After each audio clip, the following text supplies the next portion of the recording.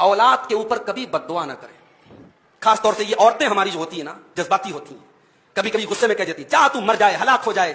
कभी भी अपनी औलाद के लिए बद्दुआ मत कीजिए, इसलिए कि आप नहीं जानते जब आपने अपनी जुबान से बद्दुआ के अल्फाज निकाले हैं, हो सकता है वो कोई कबूलियत की घड़ी हो और आपकी बद्दुआ कबूल हो जाए अल्लाह के यहां और आपके बच्चे की जिंदगी बर्बाद हो जाए। इसीलिए अल्लाह के नबी फरमाते ला तदऊ अला अनफुसिकुम, अपने ऊपर कभी बद्दुआ मत करो, वला तदऊ अला औलादिकुम, अपनी औलाद के ऊपर कभी बद्दुआ मत करो।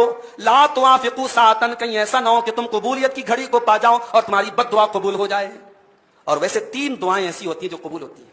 उन 3 दुआओं में दावतुल मजलूम, मजलूम की दुआ, मजलूम की बद्दुआ कबूल होती है। वह दावतुल मुसाफिर, मुसाफिर की दुआ कबूल होती है। वह दावतुल वालिदी अला वलदिही, और माँ बाप की बद्दुआ औलाद के लिए भी कबूल हो जाती है। इसलिए खबरदार अपनी औलाद के लिए कभी बद्दुआ आप ना करें। अब एक चीज ये भी समझ लीजिए, किसी को सिर्फ बेटियां हैं या किसी को ज्यादा बेटियां हैं तो इस पर कभी अफसोस मत करो मेरे भाई। अगर आपको सिर्फ बेटियां हैं और अभी और चांस है, अल्लाह से दुआ करो अल्लाह बेटा दे दे। चांस नहीं है, सब्र करो भाई, बेटियां आपके हक में इंशाअल्लाह बेटे से ज्यादा रहमत होगी। साहब मेरी नस्ल कैसे चलेगी, मेरे बाद कौन मुझको याद करेगा, मेरे नबी की नस्ल कैसे चली। मेरे नबी को तो अल्लाह ने कोई औलाद नरीना नहीं दी। मेरे नबी का कोई बेटा नहीं है, जो बेटे पैदा हुए सब बचपन में इंतकाल कर गए। मगर आज पूरी दुनिया में जहां भी इस्लाम है, अशहदु अन्ना मुहम्मद रसूलुल्लाह की सदाएं बुलंद होती हैं। मेरे नबी का नाम जिंदा है और कयामत तक जिंदा रहेगा।